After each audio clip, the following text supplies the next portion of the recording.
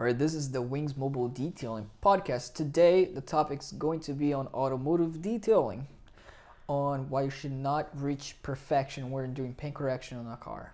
What else are we going to cover? And Arsalan is obviously here. Hey guys, yeah, we're gonna be covering paint correction, how to take care of your new vehicle, and why, to what extent you should take your paint correction. That's kind of what I just said. I was just expanding on what you said. Oh. Alright, Arsalan. Alright, stay with the introduction here. We got detailer specialist here, Arsalan Karimi. And you guys are going to learn a lot from detailers and non-detailers. Stay tuned.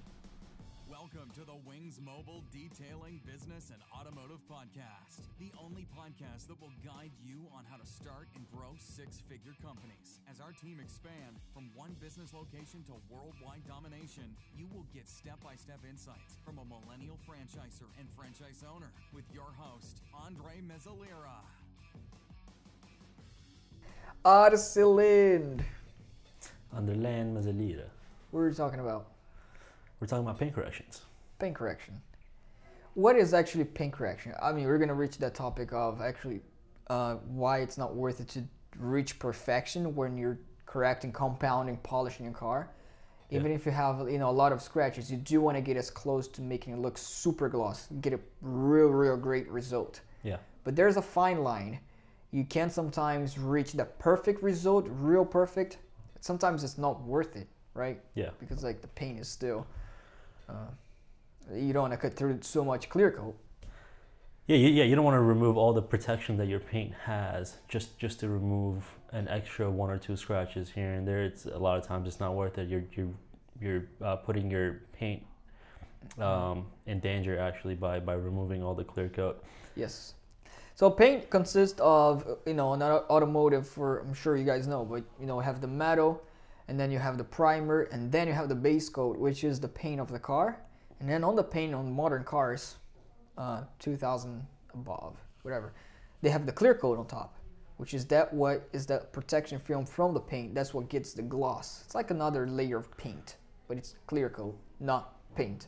Yeah. And then when you're polishing that, what is going on? Like we're getting the buffer, put the compound on it. When we're polishing the paint, we're actually cutting through because there are scratches. Yeah. And we're gonna cut through that clear coat, and it's gonna minimize the amount of clear coat because you're cutting that surface layer of clear coat. Yeah. Microscopically speaking. Yeah, a clear coat's basically almost a layer of glass, a super thin layer of glass on top of your paint that protects it against sun, scratches, things like that. So when someone keys your car, if they're damaging your paint, it has to go through the clear coat first in order to hit the paint. So if you remove, if the cut is so deep that you can't, if it's through the paint, you can't buff that out. But if it's through clear coat via paint correction, a lot of times you can remove it, but sometimes it's not worth it because it's almost completely through the clear coat. But when it comes to what paint correction consists of, it's basically removing swirls, scratches, just imperfections from the clear coat. And how do you do that? With wet sanding, compounding, polishing, just abrasive things. So compound and polish, I'm sure everyone's familiar with wet sand, but they're basically a liquid form of wet sand with just higher grit, so they're less abrasive. But what they're doing is with the compound or polish, when you're doing that on the clear coat, you're removing a thin layer of that protection. You're removing a little bit of that clear coat, leveling out scratches, swirls, and things like that. Yeah. So you're technically getting the clear coat out. I've gotten a client before where he had a real nice car. I think we did it wasn't an exotic car, a real nice car, and he willing to pay to get the paint to perfection. It was a black car. Yeah. And sure, and we can get it to perfection. We can do all the steps necessary to cut with a compound. Technically, we can. Yeah. But sometimes, clients sometimes they don't understand. I'm willing to pay for it. Would you get it to perfection? Then we have to explain the reason why. Hey, we could, But this is what happens, just like you said, what happens when you're putting compound and the more you polish or compound, which is the same thing. They're abrasives that's cutting the clear coat of the car, or paint if it's a one-staged. And the more we do that, the more we're diminishing it. And sometimes, okay, I can get it to perfection, but I'd rather not. Yeah. I'd rather not detail it to perfection, correct it to perfection, because the more we're doing it, the more so there's a fine line. Yeah. Where we always talk to our clients and we always explain to them that fine line, right? Okay, this is the result you're gonna get. It still can look great. Right. If you want to still, if you don't care, you want us to do it to perfection, we're happy to do it. Right. But we're always explaining, this is the result you get if we still do it reasonably safe for your clear coat. Yeah. Meaning there's still enough clear coat for if you want to polish again in the future, 10 years from now. Yeah. You still have that clear coat there if you want to do it again.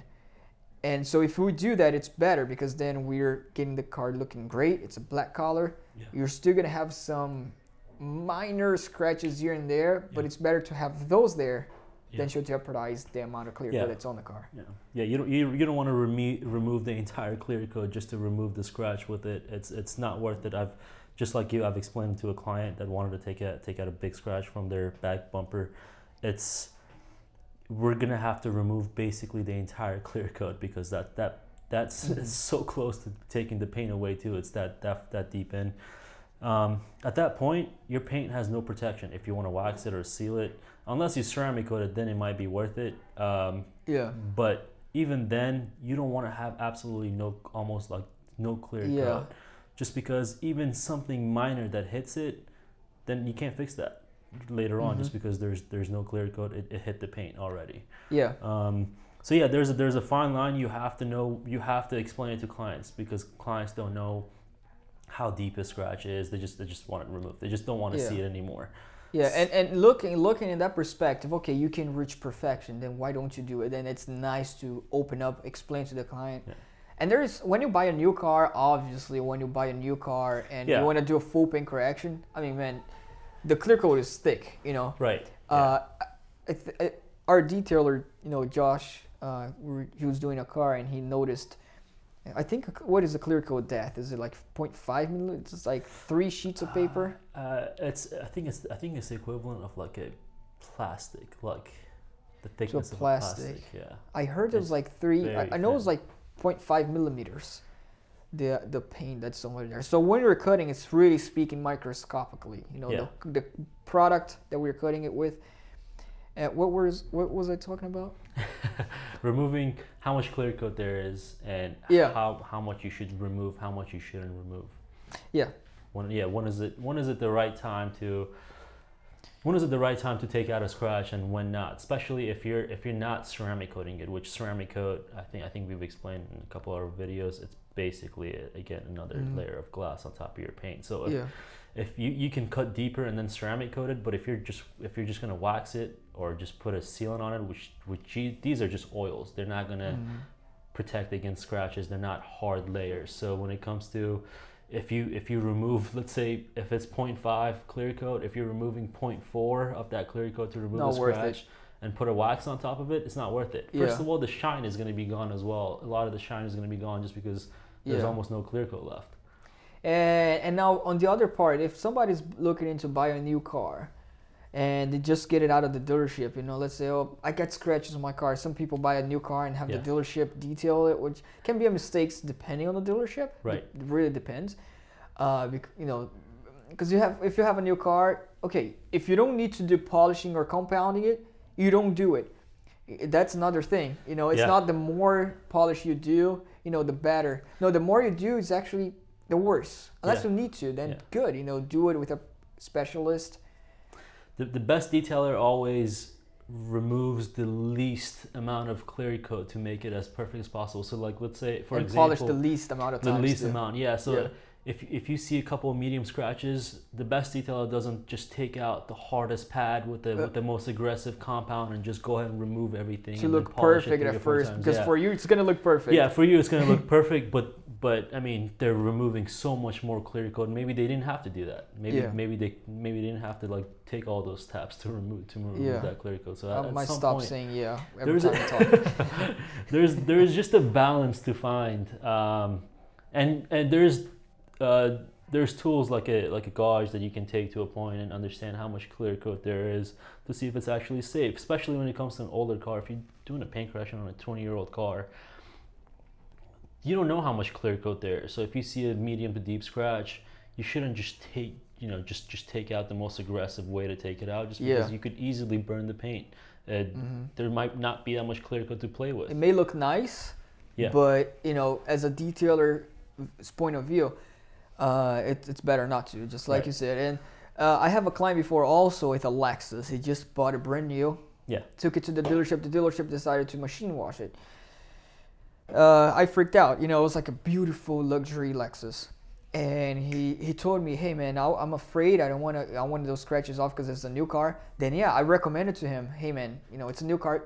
Let's polish it, obviously. Let's get that. Obviously, I'm gonna have that control. What's the amount of clear coat that I'm gonna cut, and what's the amount that it's willing to leave it in there. Because the scratch was just one-time machine wash, we could technically remove all the scratches that was in there and still be safe part on the clear coat, talk. And that's what we did. We did a one-step of polish, and that's fine. If you buy a new car and you wanna, something happened and you wanna polish it first, it's good, but just make sure this first time, since you're polishing it anyways, make sure it's a reputable detailer, or if you know about it, just put a good coating of sealant, protection, even good ceramic coating, but follow that up with a good coating of protection after the polish, because polish is not a protection. Wax sealants are protection that you put on top. So always follow up with a good coating of sealant, because then if it's not protected well after you polish the car, then you want to avoid coming back, polish it once again. So at first protect that first polish so you don't have to polish again. And as a maintenance, you just reapply wax, do the sealant, or if you have ceramic coating, perfect. It's the best way to protect it. So the less you polish your car, the better it is. The more you wax your car, which is the protection, the better it is also. Right. Yeah. I mean, if you're removing a lot of clear coat, especially as a new car, you're gonna get rid of a lot of depth of gloss that brand new car will bring you. But yeah, just like you said, especially if you're doing a deep correction, you should get it ceramic coated. If you're not getting a deep correction, wax or sealants will protect it against future sun damage, just minor things here and there. But yeah, a lot of times you shouldn't even. Clients a lot of times don't want a mirror finish. They don't want to pay that extra $500 to remove that extra, to just want 2 or 3 swirls. Yeah, it's a good point. Remember the Audi that we did, and okay, we can get to a mirror finish. You wanted a mirror finish. Yeah. For you to get a mirror finish, you're gonna spend more money. You're gonna spend if it's a used car and you want a super paint protection, north of $1,000 sometimes. Right. Yeah. And there's also that fine line. You can spend this much money to get to perfection and still be safe on the clear coat side. Yeah. But then, is it worth it, because you can drive the car for 2 weeks and that extra hundreds of dollars that we spend doing your car, those imperfections are going to come back in a week. The minor one. Right, yeah. So sometimes there's the gap, of what, not just the amount of clear coat you cut, but what's worth. You have to, and in that case, you have to know your client. You have to ask a lot of questions beforehand to see if they just want, they just want their car to look shiny from 5 or 6 feet away, or if they're the type of client who's going to pull out their car in the sun, look at every angle to see if there's one swirl here, one swirl there. Yeah. In that case, you would charge them extra, because getting a paint to 90% is a lot easier than getting it to 100%. It's so much easier. Yes, and sometimes it's even more worth to get to 90% than 100%. Yeah. So it's just about understanding your client, understanding their budget. If they're not willing to pay $3,000 for a paint correction, then why do a mirror finish? Because they'll never notice it. A lot of clients don't wash the cars every 5 or 6 months. Every 4 or 5 months. They don't even see the condition of their paint for most of the time. Yeah, for standard cars. Yeah, they don't care for that extra $500 to remove 5 or 6 more swirls here and there. Yeah. So it's just about understanding your client. It's about understanding the clear coat, and it's about knowing what kind of protection you're going to put on there. So if if you're just putting it, and for one of the things, if one of this car that we did, for example, we spent 12 hours working on the car because we're reaching perfection, man. 5 guys, yeah. I mean, oh my god, that was 60 a day. hours of paint correction. We were doing perfection. Why? Yeah. Because the client was like, I don't care about the clear coat. I want it perfect. I want to take it to a car show. Exactly, yeah. And I want it perfect. It's like, okay, let's go full on. Obviously, we're not going to cut through the all clear coat. We're still, going to be responsible and live clear coat on there. Yeah. It's the least we can do. But we still went to perfection. Cut it compound, isopropyl alcohol, polish. Yeah. And we got that paint to perfection. I mean, that was a mirror finish. We've done a few cars like that, but we charge him the right price. Yeah, it comes at a price, but he wanted it. He took the car to a car show, won first place. Yeah, and it's worth it for him. Yeah, because he won awards, and it's not his daily driver. So those extra scratches or swirls is not going to come back within just a few weeks or a few months. And we put ceramic coating on that car too. Yeah, and we put 2 layers of ceramic on there. So he wanted.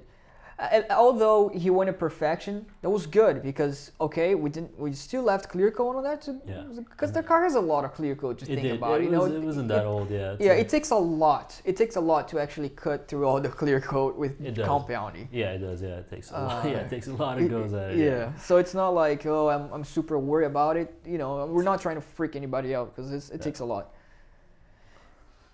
But it depends on the paint.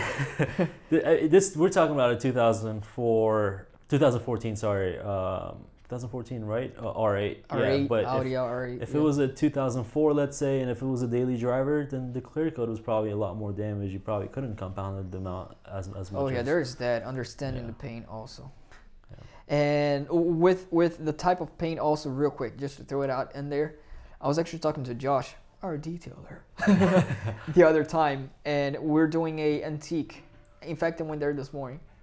I was an antique blue Mercedes. I hate Josh. He always gets the good appointments. It was an antique blue Mercedes, and the clear coat on that Mercedes, because back then cars from around '98, especially Mercedes, they were the first ones that came out with clear coat. Yeah.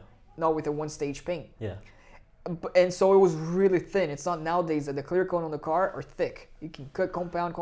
Yeah, it's a lot Back stronger. then, on Mercedes and BMWs, when they first come out with clear coat, they were the first cars to have it. The clear coat they would apply really, really thin. And so we're applying compound on some scratches. It was already hazing up. I was like, man, the clear coat is getting out, So we're like, obviously we control. We can have meters also. There's the meter that you can measure the depth of the clear coat. Yeah. But there's also that, to account for. And detailers would know. Detailers would tell, okay, you'd rather keep that scratch in there, sir. I'll tell him than to jeopardize your clear coat. A lot of times you can blemish that scratch out, but you don't have to take it 100% out. You can make it to the point that you barely see it, instead of removing the whole clear coat just to remove the scratch as well. So it's just about finding the balance, having the right tools, and understanding what your client's actually looking for. Yeah, and if you are a client, you can ask detailers or continue listening to our podcast. Or just give us a call. Even if you're not in Virginia, we can answer some of your questions. Or if you're in Virginia, give us a call and we'll take care of it for you. There you go. Or if you're in Alaska or out of the country, Europe, still take care of you. Not go. I mean, you by phone. We'll find somebody reputable. All right, guys. This is the Wings Mobile Detailing Podcast. Thank you very much for joining us. I think somebody wants to get in. Thank you so much for joining us. Please subscribe. This is a business and automotive podcast. Yes, sir. So we cover both topics. And if you guys are interested in learning more about detailing, just look at the description, wingsmobiledetailing.com. Or vb.wingsmobiledetailing.com. Yeah, just go Wings, RVA. It's better. We're franchisees here. We're competing. Not really. All right, thank you guys. 19 seconds.